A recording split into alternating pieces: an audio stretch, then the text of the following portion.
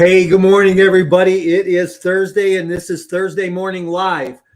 Glad that you're here today. I love that little countdown. You know, it just gives me a few seconds to get my head right and to get in the game, and just look forward to this morning's show. So, how are you this morning? Listen, if this is your first time to the show, go tell somebody that you're watching this and get them here as well.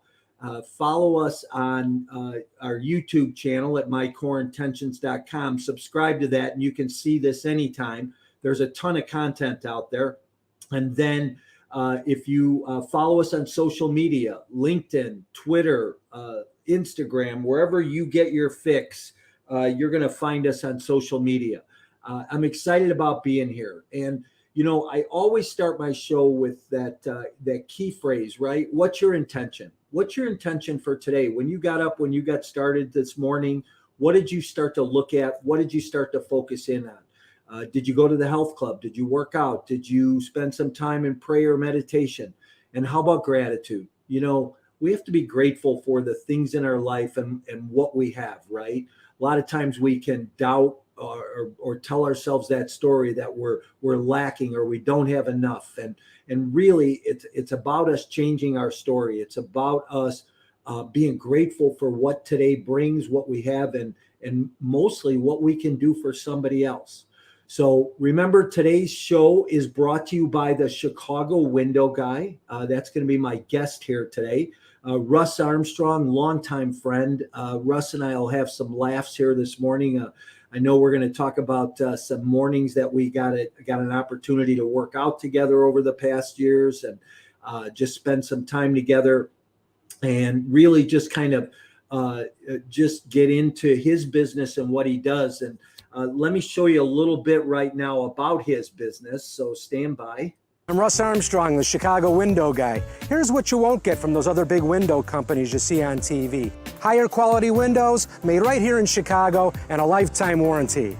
I offer the best product and installation along with a price match guarantee.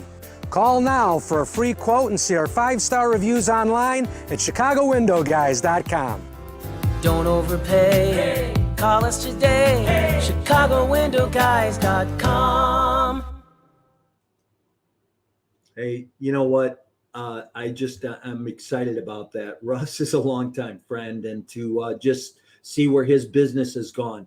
And you know what we do on this show is we really try to focus on a Chicago local business, some entrepreneur, not necessarily real estate. You know, that's my background, and I love real estate. I love passive income and private equity, but you know, let me say this, that if you're a Chicago business owner, entrepreneur, somebody who would love to be on this podcast, this Thursday Morning Live, let me know. If you know somebody, nominate them and get them here. Let me bring Russ in real quick, though. Hey, Mike. Good morning. How you doing, Russ?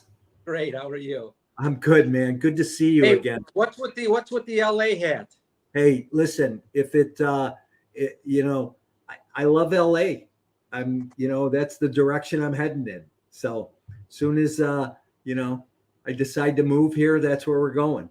So okay. Just supporting my dream. That's all, Russ. Kind of like you playing your commercial this morning, supporting your dream. That's exciting. Thank you for playing that. Yeah. Yeah. And, you know, listen, everybody's got a second choice for teams, right? I think you need one at this stage. You're a Chicago fan. So, hey, Russ, listen, one way I always start my show every week is I ask people what's that one word that best describes you personally and professionally in your life? Oh, wow. Mike, I'd have to say that would be perseverance. Mm-hmm. You know, I think like a lot of people out there over the years, we've had to reinvent ourselves. You know, things happen in life. You think that everything's going great, and then who knows, something happens. Maybe it's you lose a job, a pandemic. You know, things happen, and you have to switch things up.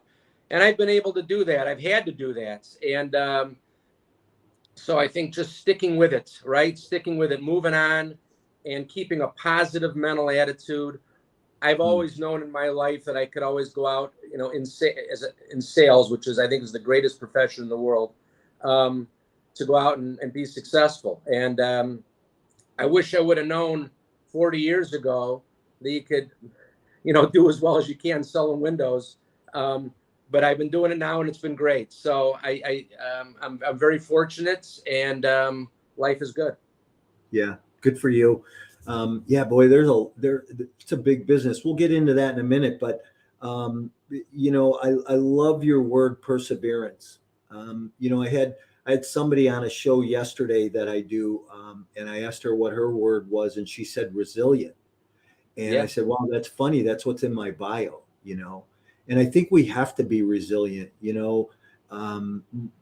There's so many things that happen in people's lives, and the perseverance and the resilience are two things I think that keep you moving forward.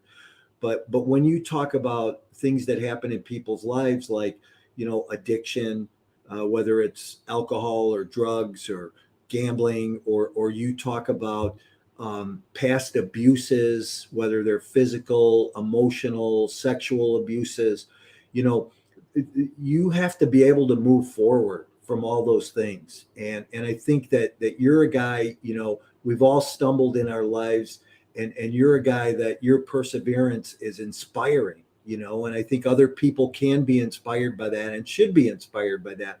Why don't you talk a little bit about your background, what you did before Windows, and how you get into the business?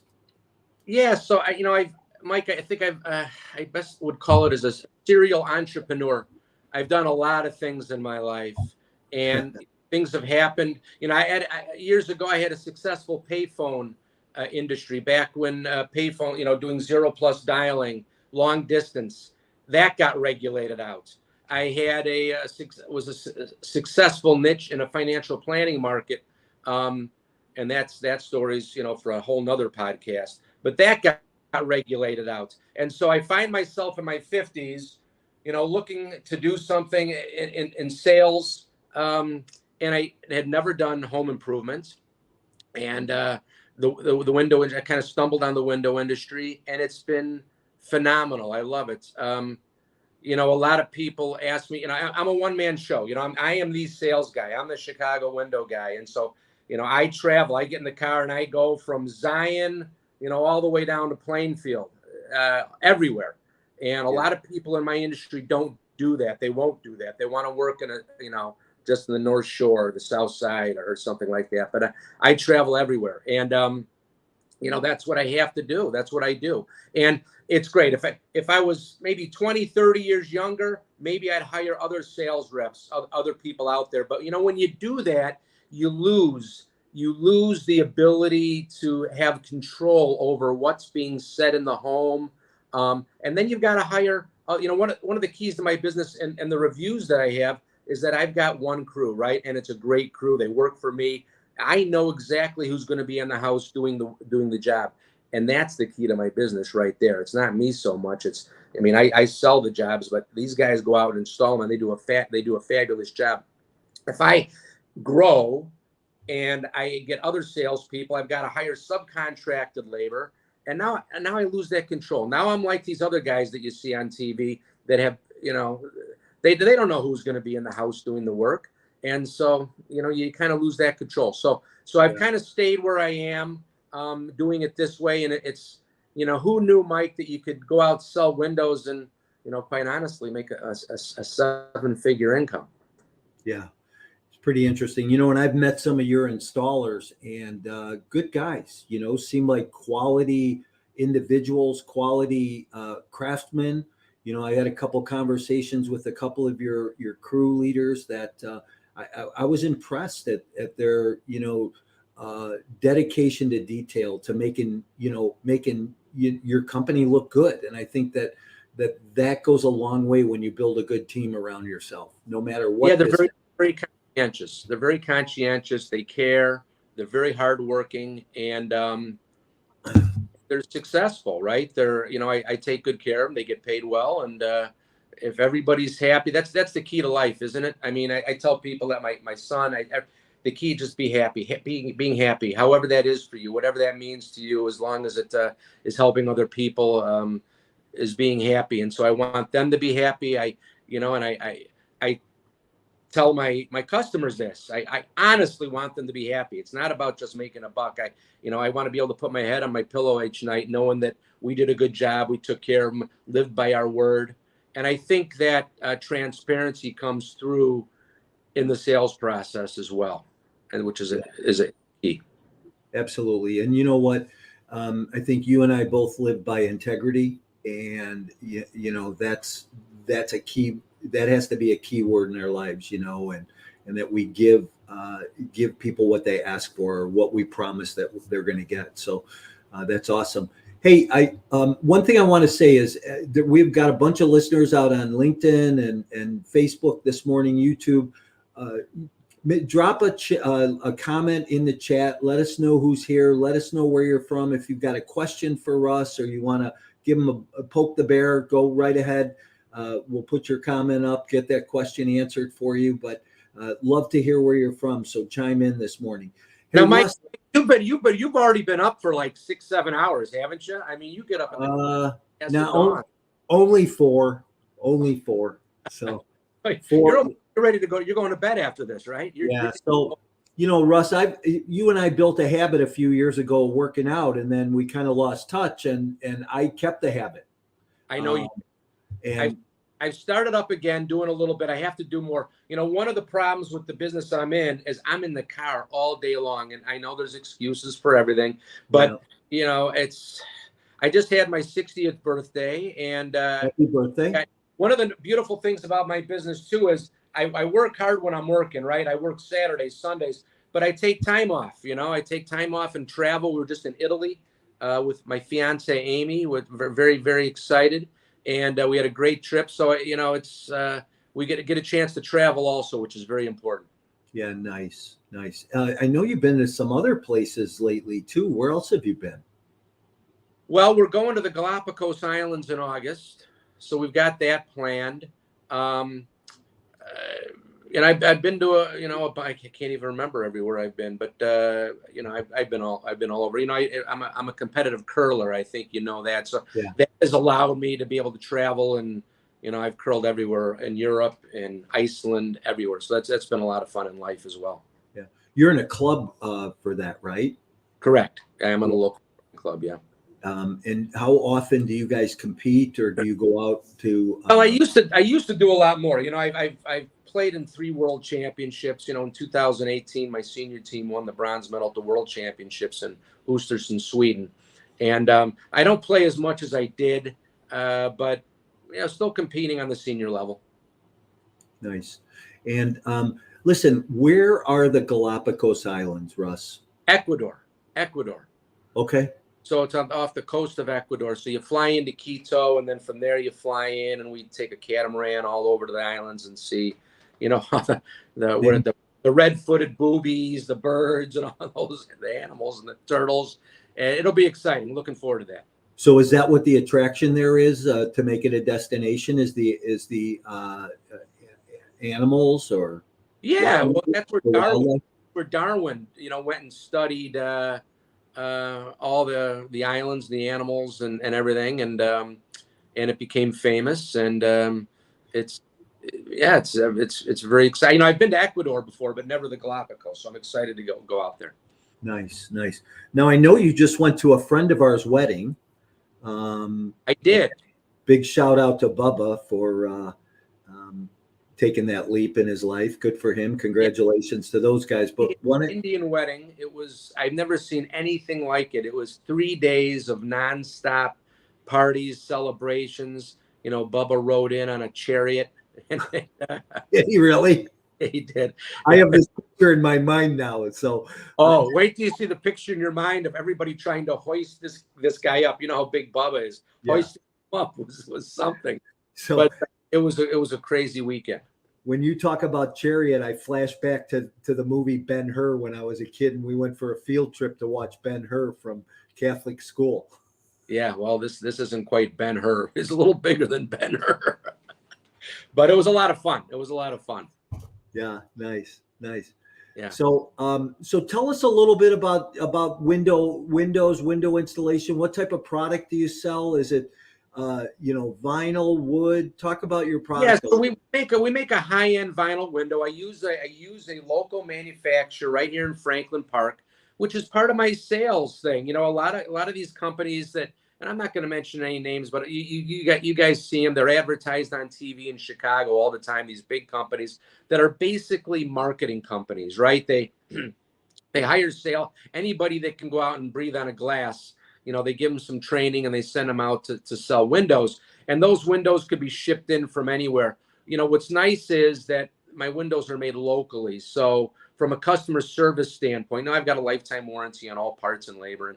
And so I include glass breakage in that. So, if you're cutting a lawn and a rock breaks a pane of glass, we have that changed out very quickly. And that's part of the sales process too. In my end is that transparency that listen, there's a lot of reasons people buy, right? People buy for a lot of reasons. They buy because of features and benefits. They obviously buy because of price, but there's one fact, and that fact is that if the customer does not trust you or like you, he's not buying from you. So credibility is key. And one of those key features are reviews. Reviews are so important. I mean, I can promise you that whenever you go out, no matter what you sell or what you do, somebody is going online, checking you out, checking your reviews. So that's so important to have good positive reviews. And that's once again why it's so important to have the installers that I do, the follow-up that I do, the customer service that we do, because that's all a key. So all those things are so important. But obviously having a great product, and I'm very, very confident in the factory that's local. In fact, I tell customers if they want, I'll give them a tour of the factory and show them how we make the windows, which some people take me up on, which is kind of cool. Yeah. And you make all sizes. Custom made. We make everything custom made. So when I go into the home, I get a lead, and most of my leads now are referrals. Or they come from, I do a little bit of radio advertising on the Score radio. And I've done all those guys' windows. If you guys listen to the Score, Dan Bernstein, Hub Arkish from the Bears, I've done all their windows. So I get a lot of leads from that. I go out to the home. Once we get a sale, then we come out to measure the windows because they're all custom made.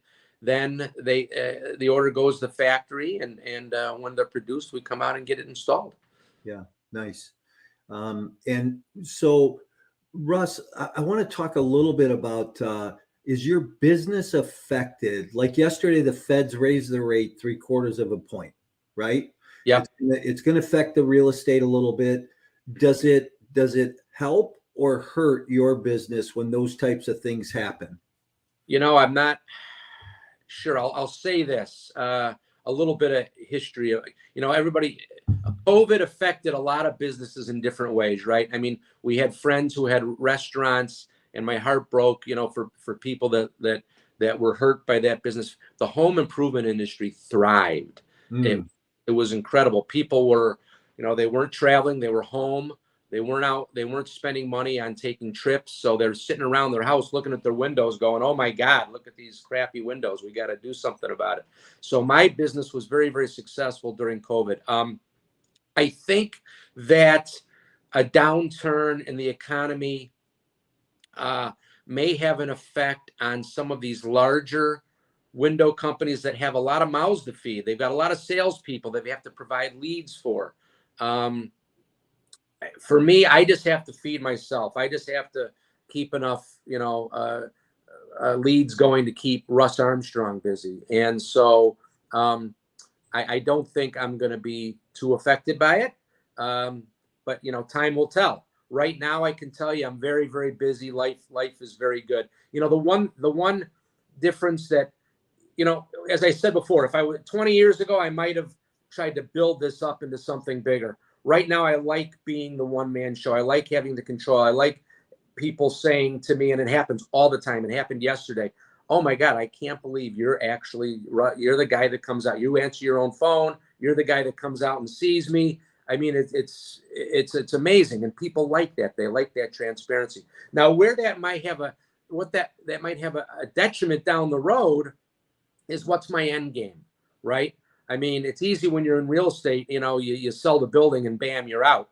What do I do? Now, if I had a large company, that's an easier business to sell. It's hard to sell the Chicago window guy because if the Chicago window guy isn't there, there's not much of a business. So, Yeah. I'm looking ahead, Mike. You remember Willy Wonka and the Chocolate Factory and the golden ticket? Willie gave out a golden ticket to someone. I think I'm looking for that right individual. Man, maybe he's out there watching this show right now. Some young kid who can close. He's got to be a closer, right? If you can't close, you can't sell. Yeah. Right. But I think I might be looking for someone down the road to come in and learn the business and be able to take it over. And for the right person, they could be making a lot of money. It'd be a great opportunity. And somebody could take it and want to grow it, scale it a little bit, right? Absolutely. Right. And obviously that's not in your point of interest right now, but right. If you're thinking about a succession plan, who knows what somebody might come up with. So somebody who's an entrepreneur, a sales guy, somebody who's a closer, like you said, and that's a skill in itself, closing, just asking for the sale. Let's talk about that for a second, because that people hear the word closer and they think high pressure. And I love the customer that says to me, they bought from me because they did not feel pressured. Closing is it's a unique ability, and it's not for everybody. But closing, is the ability to know when to put pressure on and when to take pressure off, right? Mm-hmm. And the biggest problem that most salespeople have is they don't ask for the sale. They hear the words, I need to think about it, and they go, okay, and they pack their bags and they walk out the door. I don't do that. When I hear, first of all, throughout the sales process, hopefully I've done a good job. I've done a good job of doing a number of things, building that credibility, price conditioning, right? Going out through price conditioning means going through the sale, letting people know things like, wow, windows are really expensive. If you had Joe Blow window company out here, that window would cost you $2,000. Now, what am I doing there? I'm letting them know that, wow, windows are expensive. They're doing the math. They've got 20 windows. They know, oh my gosh, are you telling me it's going to cost? They're thinking it's going to cost me, $40,000, $50,000 to do my windows. And with some companies it will. But when I price condition like that, I know when I come down to laying off price, I'm going to be able to come down with my price, and they're going to realize they're getting value. They're getting a great deal. They're getting value. And all that makes closing much easier, right? The credibility of reviews. When I set up the appointment, I always ask, now, did you get a chance, Mr. Jones, to go online and check out my reviews online? I want him to do that. I want those reviews to do the heavy lifting. I want him to read all the good, positive things that are out there, and what we've done for other customers, because that makes closing much, much easier. Closing is not just waiting till the end of the sale and then hammering them to buy. It is a process. So when somebody says to me, Russ, and I lay down the price, Mr. Jones, I can do this home for $20,000. It's a great price. Russ, we want to think about it. I understand. So I don't just walk out the door. I want you to think about it too. So maybe I have my sample. So I'm going to run this sample out to the car, and you guys think about it. I'll be back. Now, in their mind, they're thinking, we want to think about it overnight. I'm saying to them, I'm going to let you think about it. I'm giving you 5 minutes to think about it. Yeah. And that's called a porch light close. For any of you salespeople out there, you probably know the old days. The salesman used to say, "I'm going to go stand on the porch. You flick the light, when you're ready for me to come back in." Well, I don't necessarily say that, but I'm going to go outside. You guys think about. That's taking so I put pressure on by asking them to buy. Right now, I'm taking pressure off by letting them think about it. Right. Okay, I'm not leaving. I'm not walking out the door. I'm not going home, because if I do, the odds are I may not hear from them again. I may. But I'm a one-call closer. I want to close that sale today. I'm here to earn your business today. So right. I walk outside. I go to my car, maybe make a phone call, knock on the door, come back in. Mike, I got to tell you, that process of taking my foot off the pedal, going outside, coming back, I would say 50% of the time I get a sale by doing that. Now I might also say before I walk out the door, I might lay the price off at $21,000 and say, if I can earn your business today, I'm the only, Mr. Jones, I'm the only salesperson. If I can earn your business today, I'll do the job for 20 grand. I'll take $1,000 off, if I can earn your business today. But you think about it, but when I walk out, I want you to think of 4 things. Number one, did you love the product that I demonstrated? Is this a product, price put aside, is this a product you'd like to see in your home? Number 2, the installation I talked about. Can you see how we're going to do a fantastic job installing these windows into your home that you can live with? You're never going to have to change these windows out again as long as you live. Number 3, did I do a good job? Did you trust me? Did you like what I had to say? And number 4, does the price fit the budget? If all those 4 things work, I want you to buy today. If not, if one of those things isn't true, I do not want you to buy these windows today. And then I walk out the door, and I come back in, knock on the door, and I said, well, where are we at? Any questions, anything I can answer for you? They're going to do one of 3 things. They're going to say, nah, you know what, Russ, we decided we like you. We like everything you had to say, but we're just not going to make a decision today. That happens 30-40% of the time. Or they might come back and say, can you do it for this? Can you do it for, if they say to me, can you do it for this price? I know I got them. I know it's sold. The deal's sold. Or they throw out their hand and say, yeah, let's move forward. You ever give people a chance to say yes? Yeah, they say yeah all the time. Just kidding. Hey, I love that porch light close thing, because when I was in the real estate business, that was so. Russ, just so we're clear on it, what are the things that you need to think about? So when I'm leaving a sale, before I'm leaving a sale, I always do that too. I love the porch light close, like you talked about, right? Right. So just, Russ, before I go home tonight, what are the things you and your wife need to talk about before we, I was selling real estate, right? But before we list your house, right? Well, we need to think about this and this. I said, okay, I'll tell you what, I got a couple phone calls I need to make. I'm going to run to the car, make those phone calls. Why don't you guys talk about that right now? And I'll come back in, let's say 10 minutes. How's that?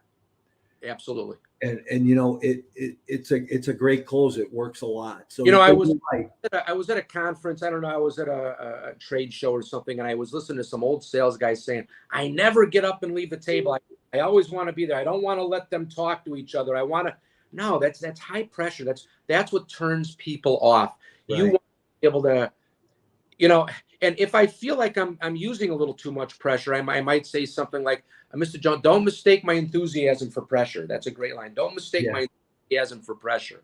You want people to know you're there to get the business. You're there to close the deal, but you're not pressuring them. And I'll say things like, whether you buy windows for me or not, I'm going to eat. You know what I mean? I'm going to eat just fine. So those are all things to kind of to use pressure without using pressure. And that's really what sales and closing is all about. And if you do that properly throughout the sales process, no matter what you're selling, you're going to make a lot of money. Well, the other thing salespeople do is they get nervous with people when they have objections, right? Correct. I always look at objections as buying signals. Somebody's ready to buy, but they just need this last question answered. Correct. And there's always going to be objections. So what you want to do in the sales process is you want to beat them to the punch, right? I call it isolating the price. You want to isolate those objections. You want to get rid of them. So, for example, when I'm demonstrating my window, I bring a sample window in the house. I go through the window and explain all the features and benefits. And there's difference between features. The feature of a window is it looks like this, it does this. The benefit is how does it affect you? For example, we use a neat glass on the window. It's a treatment on the glass. Well, that's the feature. The benefit, Mr. Jones, is that when water hits that window, the dirt comes right off. You really ever have to wash these windows. The benefit is that you don't have to wash these windows a lot. Those are benefits. So we don't want to sell features necessarily. We want to explain features, but we want to sell benefits, right? We want to, when I'm going through and I'm explaining this window and describing this window, at the end of it, I would say, it's a beautiful window, isn't it, Mr. Jones? Absolutely. Price put aside. If price was not a factor, is this a window you'd like to see in your home? And I want to, yes. Oh, it's a beautiful window. Great. What have I done there? I have isolated the objections. I have isolated the price. Now the only objection that I know I'm going to have is price. And I can handle that. We can handle that a number of ways, right? We can do the project in stages. I know if I sell a couple windows to Mr. Jones today, I do a beautiful job, he's going to come back. Mike, you don't know how many people I've got now in my career coming back to me. Hey, we bought a few windows from you last year. We're here to buy the rest of the house. You did such a good job, right? Yeah. That's keeping the pipeline going, right? Awesome. So isolating the price is a great way to handle those objections ahead of time. That's cool. So everybody, this morning, you got a little bit from the Chicago window guy about sales and how you can maybe sharpen your own sales skills. Because I know that there's everybody here who listens in is typically an entrepreneur, a salesperson, and somebody who, and I always tell people, Russ, we're always selling somebody on something. So even when people say I'm not a salesman, you're a salesman. You're selling your kids, you're selling your spouse, you're selling somebody on something. Says to me, Amy, she says, don't sell me. I don't want to be so honey, I'm not selling you. I adore you. I love you. I'm not selling you. Yeah. So pretty fun stuff. But hey, Russ, so I always like to end my show with a couple of fun questions, get a little handle on what people think or what they like. You're from Chicago. We got a big event coming up in July this year, the GOB Multifamily Network conference that's going to be going on. It's a huge networking event. There'll be 500 to 600 people in the room over 2 days. We're going to talk about multifamily. We're going to talk about putting deals together and networking. So for people who are coming to Chicago, they're going to spend a few extra days. Let's talk about your favorite restaurant. Where would you send people for dinner? Without a doubt, La Scrolla on Great in Chicago. It was funny. I was recently in Italy, and one of the best thing about Italian food in Italy is you're eating it in Italy. But the La Scrolla rivals any restaurant that we ate at in Italy. It is the best. Love La Scrolla. Matter of fact, Russ, next time, hi to Armando. Armando is the owner's chef. He's fabulous. Next time you go there, there used to be an article above the Men's Journal that talked about my dad. Really? Next time you go there, see if it's still there. It's interesting. I always think about you when I'm in the men's room. Don't worry. Russ, this is live. Easy. Oh, sorry. Hey, typical Chicago guy, that's for sure. Hey, Russ, favorite tourist attraction that people should go see while they're here in Chicago? Wrigley Field. Absolutely. Okay. Wrigley Field. Okay. Why Wrigley Field? Well, to me, it's, I've been going since I was a kid. Some fabulous, wonderful memories. Even if you're not necessarily a baseball fan, going into Wrigley Field is history, and it's just a great, and Wrigleyville all around Wrigley Field. The whole area is just fantastic. It's changed recently over the years, obviously, but still some great memories, and I would recommend it highly. I lived in that neighborhood for years, and boy, has it changed. Here's one of my favorite memories of Wrigley Field. Steve Dahl and the Disco Demolition. Yeah, that was Wrigley Field. That was Comiskey Park. Oh, you're right. It was. You're right. Way to go. Way to go. That's a guy with an LA hat giving you some baseball history. It wasn't baseball, though. Well, it was, because it was between a doubleheader at Comiskey Park, and Steve Dahl blew up all those Disco Demolition records. 10,000. Ruined the field, and they had the White Sox had to forfeit the second game of the doubleheader. That's right. That's funny. Oh, well, those were the days when rock and roll was rock and roll, Russ. Hey, speaking of rock and roll, you've been going out to Rosemont at all on Thursday night? They have some great rock and roll bands at Parkway Bank facility out. They have this big entertainment district there. No, I'll have to check it out, but I'll tell you what I did do. I just got my tickets for The Who at the United Center in October. I'm very excited about that. I saw The Who at the Sears Center years ago. Really? Small crowd. I think there was maybe 8,000 people there. It was so good. But there I would probably like that better, because obviously United Center is going to be a big crowd, but I'm still excited to see them. We saw the Stones on this last tour. And they were great. You know, I've got a couple of friends who say, why would you want to go see these 80-year-old guys? Because they're fabulous. Because Yeah, they're still great. Even how were they without Ronnie Watts? they, no, you mean the drum, not Ronnie Watts. Yeah. Yeah. Yeah. What was the drummer? Charlie. Charlie. Yeah, it was great. He was, you know, everybody missed him, I think, but the show was great. Mick Jagger's the show, and it was fabulous. Yeah. It was a great concert. Yeah. So a lot of fun stuff coming up. No, you know, I still think Keith Richards is one of the best guitar players ever, even in the midst of his craziness, you know. So I agree. Russ, thanks for being here this morning. I'm gonna move you out, say goodbye to everybody, and hang out with me in the green room for a minute. Thanks, Mike. Thanks for having me. I appreciate it. Always tell people real quick how they can get a hold of you if they're looking for some windows or window replacements. You can go online. You can check out my reviews. You can leave a note at chicagowindowguy.com or call me 847-302-9171. Would love to talk to you. Perfect. Thanks for being here this morning, Russ. It's been a gas. Thanks, Mike. Talk soon.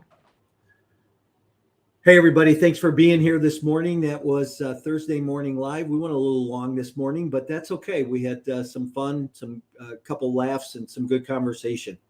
So remember, if you're in need of windows, give Russ a call at the Chicago Window Guy.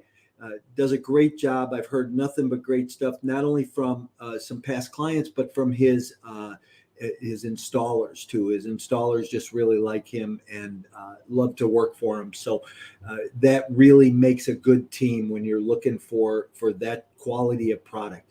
If you know an entrepreneur or a business owner, somebody, a leader in the Chicago market that would love to be on this show, you want to nominate them, let me know, reach out. We're here every Thursday morning at 8:30 Central Time, and would love to just continue to bring some great value.